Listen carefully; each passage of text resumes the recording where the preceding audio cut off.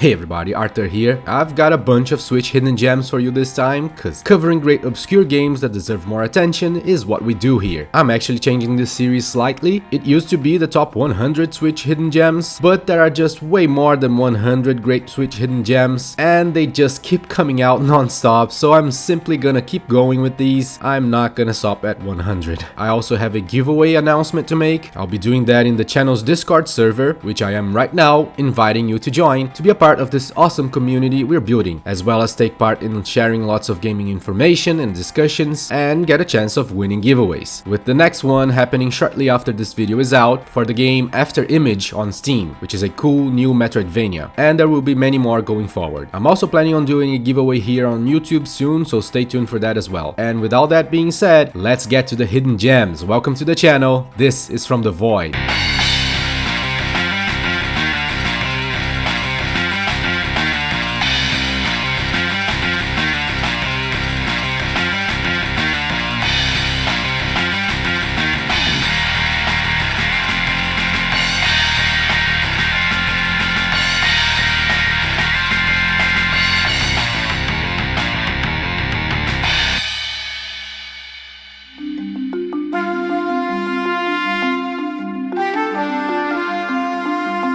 Alright, to start things off, we have a game that a lot of people missed on at first, because this was a Google Stadia exclusive at launch. Yeah, the Stadia, remember that? Most don't. But it's now on Switch and pretty much everywhere else too, so I believe it's increasing in popularity and may soon not be a hidden gem anymore, rightfully so. We're talking about Wavetale.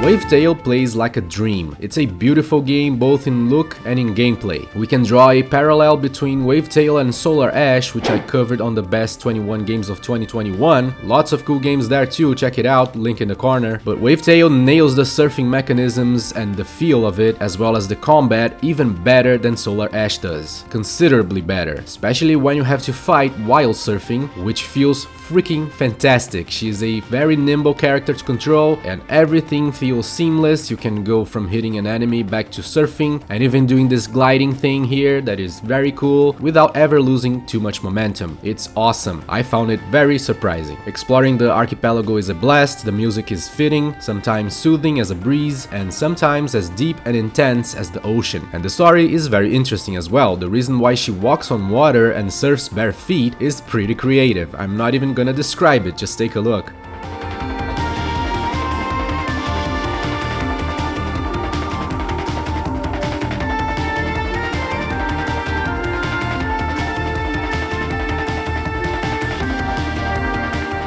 Yeah, pretty awesome if you ask me. Fantastic game, Wavetale, do check it out. And if you prefer to have it physically, Super Rare Games has just opened sales for this game as of the time of this video's release. So I hope they're still open if you're interested, because it's getting a very limited number of copies, so act fast.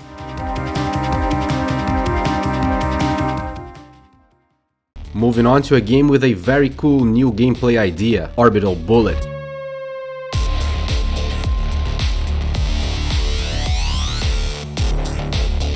This game is a lot of fun. The stages are circular, so you move around them, and so do your bullets. They will go all the way back and around, and this is not only very cool, but also completely modifies the dynamic of a side-scroller shooter in a great way. Of course, not all weapons shoot bullets that go long, so some of them will not go all the way around, but many do, and what is incredible is that you can take advantage of this feature very well. It's somehow easy to pull off long shots on enemies on the other side of the stage. Orbital Bullet is incredibly well done in every single way except maybe on the graphics. It mixes 3D assets for the stage parts with 2D sprites for all characters and enemies, and many times they don't go well together. But graphics are absolutely secondary and everything else is awesome in Orbital Bullet, including its roguelike nature with a very well crafted sense of progression both inside the run and outside of it, with permanent skills you unlock that will make a huge difference. The wide variety of weapons is also staggering, deeply changing the way you engage enemies. Boss fights are also very cool, and there is just so many hidden things to uncover in this game. I am not done with this yet, and I cannot wait to get back to it. Orbital Bullet is alright.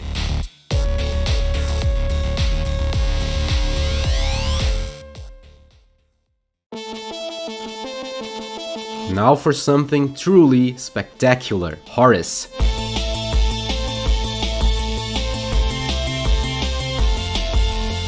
Okay, this is much more than it seems. It's a deeply emotional narrative wrapped around a fun game with well done controls and level design, and complete with so many details at every turn, from clever references to well-crafted transitions. Horace is a formidable game, clearly done with so much soul and passion. It's a must-play in my opinion. It centers around an automaton owned by a rich family, and the relationships that develop from the inclusion of such a different member to the group are very interesting. The narrative here is handled superbly well, making you care about all the characters. Then things happen. So many things happen. This game goes places. It's fantastic. It also shifts tone a lot, like a great book. It has humor, drama, exciting events, all of it. Gameplay wise, it's also impressive. This is a side-scroller platformer, simple enough, but Horace has a few moves that make it more interesting. The main one being that he soon gets some special shoes to walk on ceilings and walls, and if you jump from those, the game keeps behaving like gravity has shifted. It's pretty interesting. There are several other things to say about Horace, but anything more could be a bit spoilery, and I really don't want to do a disservice to this game because it's a real treat for anyone looking for a meaningful game that will stick with you well beyond the end screen. Highest recommendation for this one. Horace is wonderful.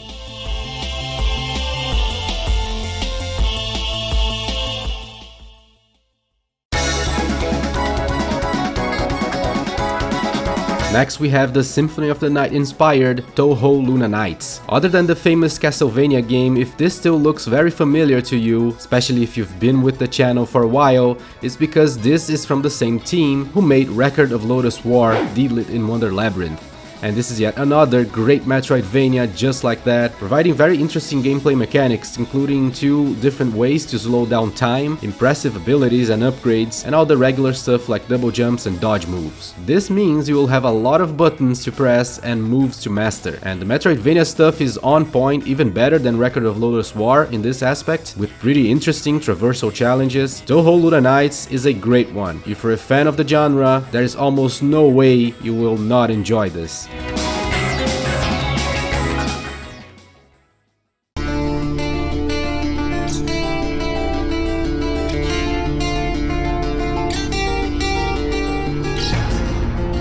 Next is something else. This is both a great game and a strong message. Endling Extinction is Forever.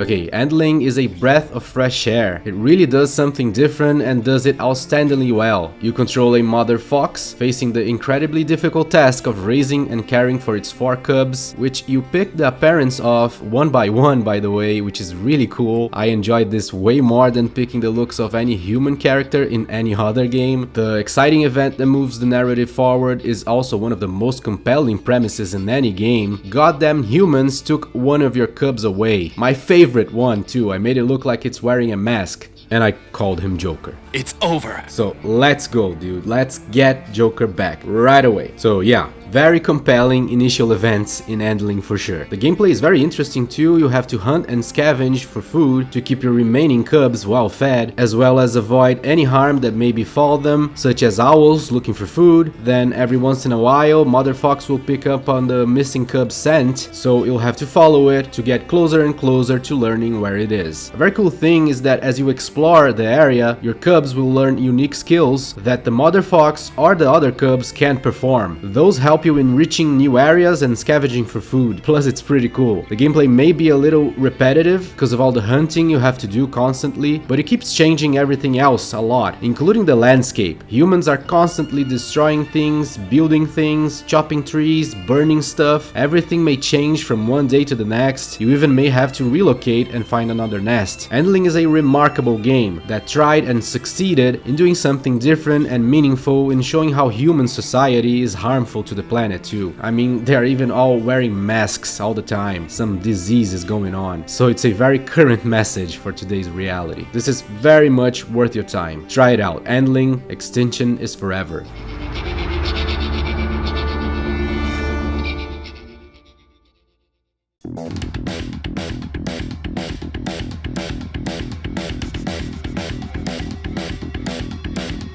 Definitely among my favorites on today's list is Panzer Paladin.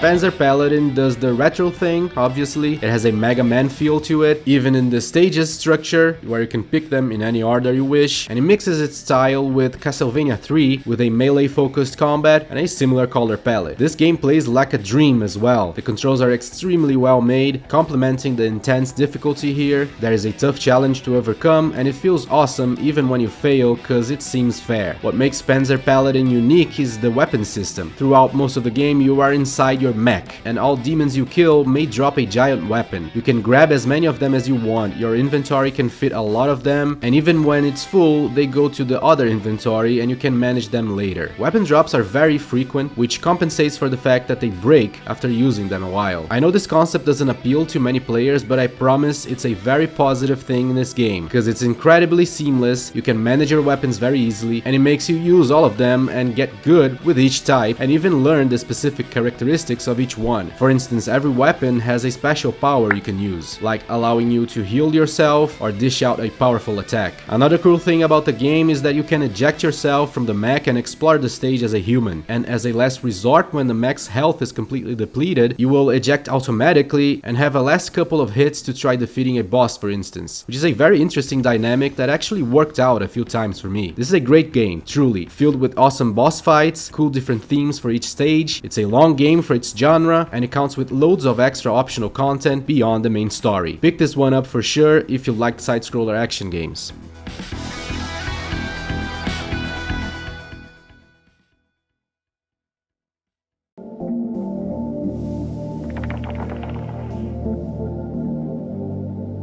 Now for something profoundly chilling, Signalis. This is one of the best horror survival games I've played, period. It has a retro look, but make no mistake, this is insanely well done, impressively high production value here. The setting is mysterious and creepy in all the right ways, the exploration is formidable, you get to see the places you need to search in a first-person view in a way that really enhances the enjoyment of finding things and doing the puzzles. Then the combat is the old school style, PlayStation 1 Resident Evil combat. You have limited movement while shooting, but there are no tank controls in Signalis, just regular controls. It plays great. Not that tank controls don't, but this is more approachable for sure. So yeah, there isn't a single bad aspect about this game. It's all perfect, including how cryptic the story is. It is very fitting to a horror game like this. It will leave you wondering and searching online for answers that people put together long after the game is done. Signalis is amazing. Try it out if you're into horror games at all.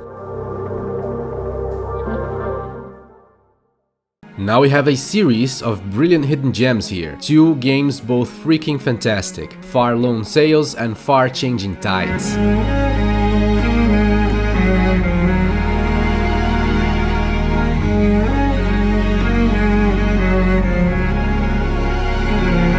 Far is beautiful. Beautiful sounding, as you just heard, beautiful looking, and beautiful playing. That's the short version of the explanation. You can go safely ahead and get either one of them to play and journey through a haunting, mesmerizing post-apocalyptic world, riding in a fantastic machine. In the first one, you're sailing the arid wastelands. Yeah, sailing on land. It's nuts. Then on the sequel, you're on water. I can't really show too much of the sequel here, because something that happens kind of still in the beginning may be considered a spoiler, I don't know. But in both cases, you will be delighted by the horizons in this series, quite jaw-dropping, especially in the original that has a more limited but equally more striking color palette, particularly at night. But as amazing as everything looks in these games, the main trait of the Far series is the gameplay. What a remarkable and unique gameplay. You control a nameless little guy and have to manually interact with the ship's buttons and levers to activate each part of the ship. And it's all in a very involved way too, not just by pressing the buttons. You have to pay attention to a lot of things. In the first one, for instance, you have to manually hoist your sails and then avoid obstacles by pulling them back down. You have to gather fuel you find laying around and put it in the energy maker thing, then go to the furnace to turn it on, and then look out for it overheating to then release steam and cool it down. If anything breaks, you have to manually pull in this machine that fixes things. Unless that part of the ship is catching on fire, then you have to first put it out with the fire hose. And this is just a fraction of the things you will be doing. game, you have no idea what the second game has in store, because it's a whole other machine there. Also, you often have to get out of the machine, as there will be obstacles impeding your progress, and you have to get rid of them by doing some puzzles. These are brilliant titles right here, they deserve so much more recognition and fame, and the first one has even a physical version on Switch, so I'm hoping that the sequel will get the physical treatment as well soon. In any case, do play the FAR games, they are a treat.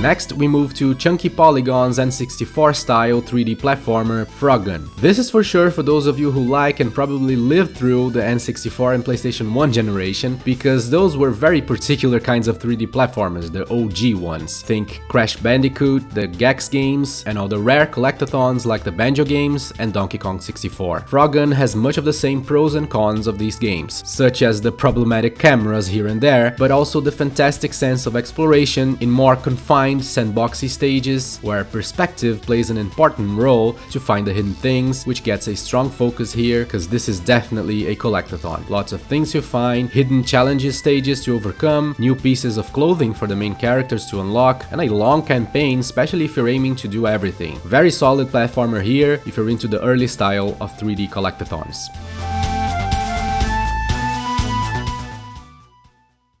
Moving on to Neon Abyss.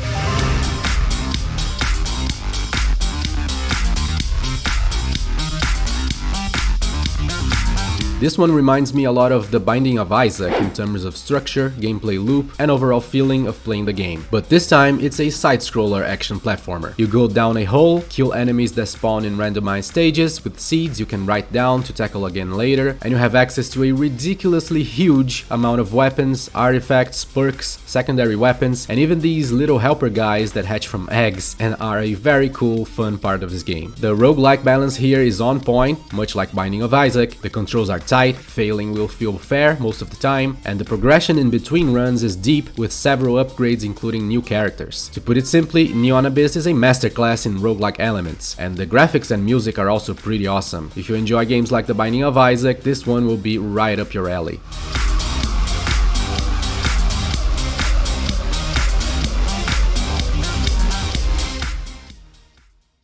Next is The Company Man.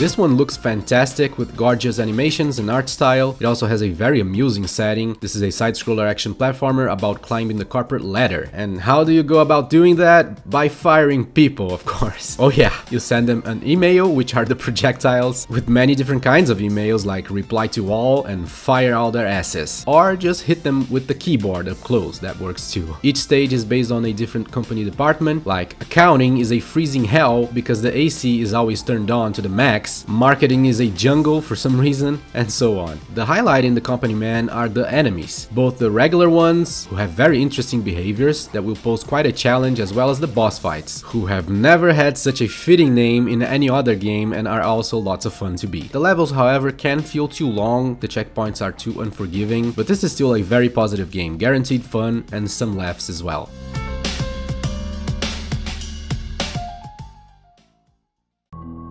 Next we move to Genius Filament.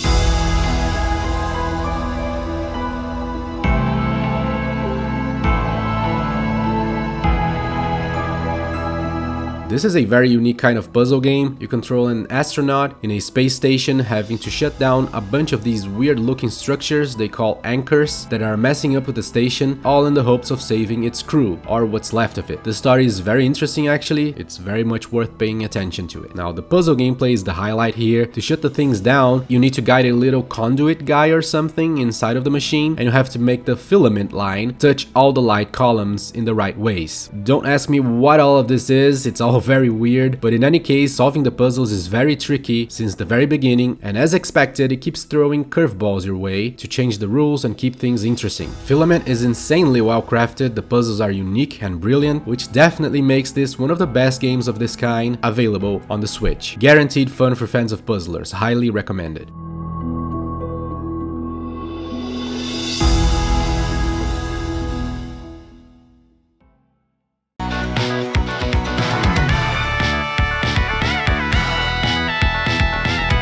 this next one is real out there. Fashion Police Squad.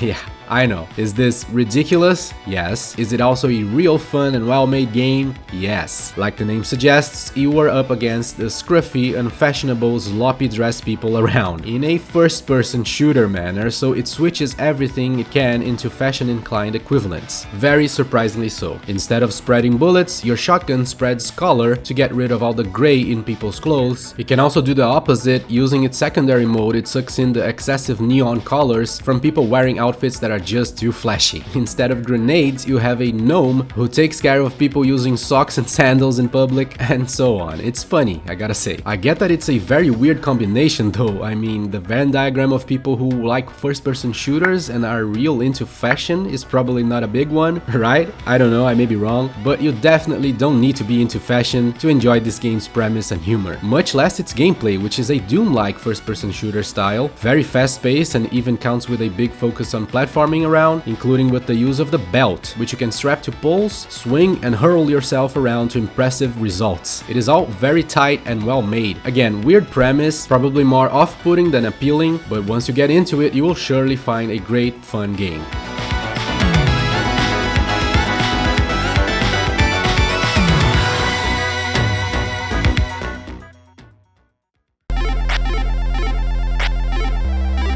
Next up is Melatonin.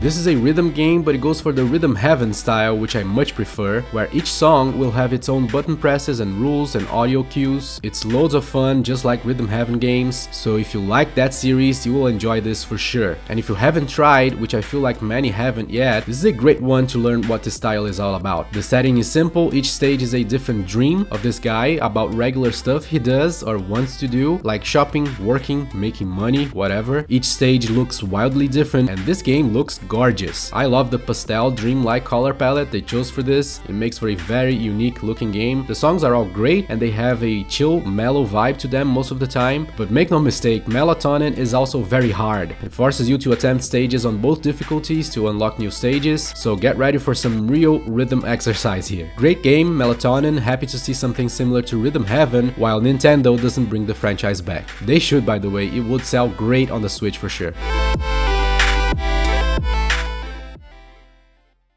Next is one that I already covered once in my best turn-based RPGs of 2022. Check it out, link in the corner, plenty of awesome RPGs there. But I had to include it here as well, as I feel like because this got some mild reviews that I totally disagree with, by the way, lots of people simply passed on it and are missing out on a great RPG. We're talking about Jack Move.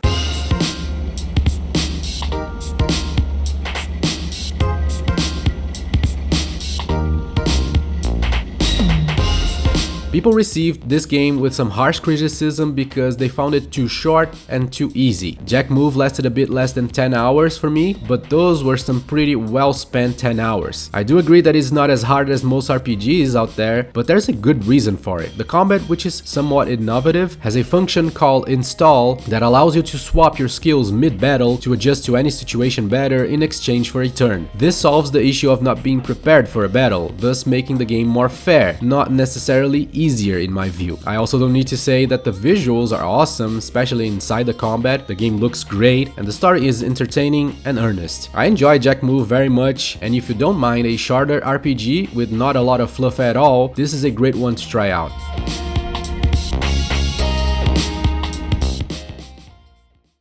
And to close things off, we have a very unique kind of shoot 'em up, Zero Strain.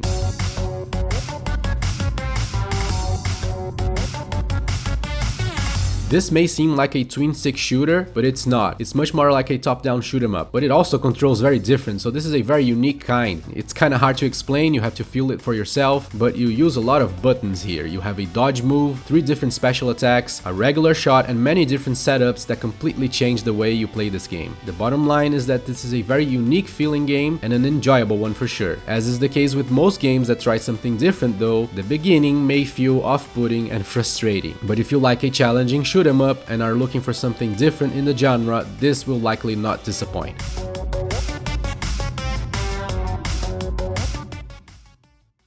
And that's it for today. I hope you enjoyed and discovered a bunch of new games. I want to know which ones piqued your interest. Let me know in the comments. Also remember to join the channel's Discord server to participate in the giveaways if you're interested, and of course to take part in this awesome community we're building together. If you appreciate my work and want to support the channel's mission of shedding light into great obscure games, consider joining the channel's Patreon like these lovely people whose name you're seeing now. Thank you so much for watching, and I'll see you soon.